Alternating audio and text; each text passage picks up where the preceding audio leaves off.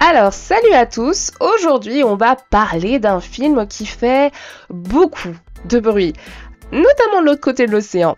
Je parle évidemment de The Apprentice, un film qui vient de sortir et évidemment qui revient sur l'ascension d'un personnage, disons, très connu et légèrement controversé. Évidemment, je parle de Donald Trump, le nom étant inspiré d'une des séries de télé-réalité qu'il a vraiment fait exploser en termes de popularité, pour le meilleur comme pour le pire, aux États-Unis. Alors, avant même vraiment d'avoir vu le film, on n'est pas naïf comme des petits agneaux de 3 semaines, je me disais pourquoi faire un film sur Donald Trump maintenant? Il n'est même pas mort, même si bon, il y a déjà eu 2 tentatives d'assassinat contre lui, donc peut-être qu'ils essayent de prendre un peu d'avance sur les avis de décès. Plus sérieusement, évidemment, on sent tout de suite que ce projet allait être hautement controversé. Au hasard, à quelques semaines des élections américaines, on se demande bien pourquoi. Autant dire que clairement, ce projet, il sentait le soufre avant même que j'entre dans la salle. Et pourtant, je suis évidemment allée voir The Apprentice, dévorée par la curiosité, et je dois avouer que j'ai été plutôt globalement positivement surprise. Alors, le synopsis est déjà intriguant. Évidemment, on suit le jeune Donald Trump, ça on l'a compris, et on le voit gravir les échelons du pouvoir avec l'aide de son mentor, Roy Cohn, un avocat pour le moins conservateur, évidemment, et manipulateur. Alors là, ça va changer des biopics un peu trop classiques et formatés qu'on voit souvent.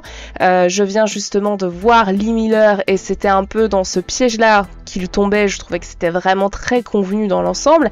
Là, ça change de ça. On a une réalisation qui est moins lisse, moins académique, et ça fait vraiment du bien, je trouve. Alors ce film est un peu, évidemment, comme une plongée dans les coulisses d'un empire américain en déclin, en tout cas moralement, ça c'est sûr, où le rêve américain prend une tournure presque cauchemardesque. Alors quand on parle de Trump à Hollywood, on s'attend évidemment à un film, on va dire pour le moins à charge. Et évidemment, c'est le cas ici. Mais The Apprentice va bien au-delà du simple portrait de l'homme qui est Trump. Ce qu'on voit, c'est toute une époque, tout un système, et le film montre comment un jeune ambitieux se transforme en requin des affaires. Comment ce milieu doré est en réalité gangréné par la trahison, la cruauté, et surtout un rapport aux femmes qui est profondément, on va dire, toxique. Alors on découvre un monde brillant en apparence, mais complètement corrompu, pourri jusqu'à l'os.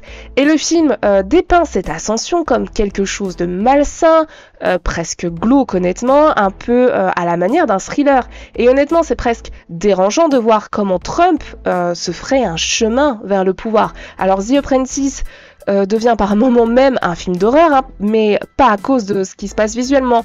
C'est plutôt ce que ça dit sur la nature humaine, sur les dynamiques de pouvoir et sur la manière dont le capitalisme américain finalement permet à des figures comme Trump, mais ce n'est qu'un exemple, d'émerger et en fait les porte elles vers le pouvoir et le sommet même de l'État parfois. Et puis il y a les acteurs, on peut pas parler, évidemment c'est un biopic, on peut pas passer à côté des acteurs.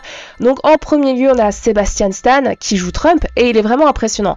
Alors oui, la perruque, elle est un peu exagérée, un peu grandiloquente et il n'a pas exactement le teint orangé qu'on associe souvent à Trump. Moi, j'ai trouvé que ça manquait un peu de bêta-carotène, donc il y a peut-être un problème dans cette culture spécifique de carotte, mais franchement, sa performance est très très sympa.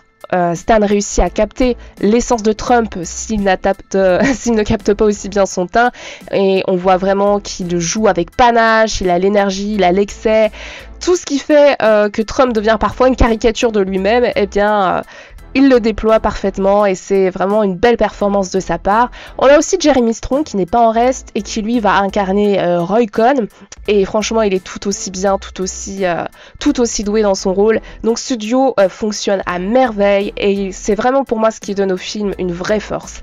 Alors côté technique, évidemment on n'a rien à dire à ce niveau-là, le maquillage, les costumes, les décors, tout est impeccable, on se retrouve vraiment plongé dans cette époque, ce qui aide à rendre le film encore plus immersif, et c'est un bon point pour un film évidemment qui cherche à montrer l'évolution du capitalisme américain à la fin du XXe siècle et la manière dont il a façonné des personnalités comme celle de Trump. Bon, Maintenant, soyons clairs, hein, ce n'est pas un film très subtil. Le message est plutôt attendu. Critique du système, dénonciation de l'ascension de Trump, etc. Donc on ne peut pas dire qu'il nous surprenne vraiment sur ce terrain. Mais malgré tout, c'est un film qui est agréable à regarder. Il y a un côté fun dans cette satire, même si parfois c'est vraiment acide. Et c'est finalement ce qui en fait un film intéressant malgré tout. En résumé, The Apprentice, c'est un film qui vaut le détour, même si on sait à quoi s'attendre en y allant.